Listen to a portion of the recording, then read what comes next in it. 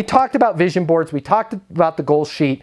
And again, you can go to Easton University. You guys, you have access to it in the portal. You can do it right from the homepage. Anybody can download it. It's Easton University /goals. You'll get the template for that daily goal sheet, which is where you could put send a quote every day, all of that stuff in there.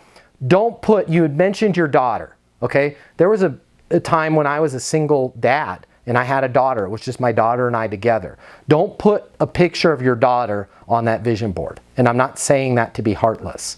I'm saying that because Alex, your daughter is going to love you whether you hit these goals or not. And that's a mistake that a lot of people make.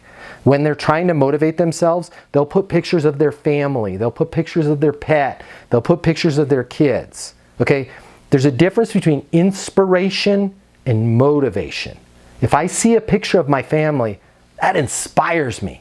That gets my juices flowing, right? But I don't want to disappoint my family. That's the only way that might motivate me is, my family will hate me. But I know my family well enough where we could live in a trailer park and they'll be like, Dad, you did your best. I don't have a problem with that, right? So me putting pictures of my family doesn't motivate me. Like, I'm going to put a picture of the condo I don't have. Now, maybe you want your daughter to be able to go to an Ivy League school. So put pictures of the logos of Harvard, Brown, all the overpriced Ivy League schools. I'm okay with that. I would like whatever that picture is to be something that you could get within the next, call it 12 to 24 months. Even if you're like, I'm 2 years out, that's okay. Put that on there because you're going to be shocked at how fast you'll be able to achieve it. And you'll be like, dude, I'm way ahead of schedule. Cool. Great. Bought that car.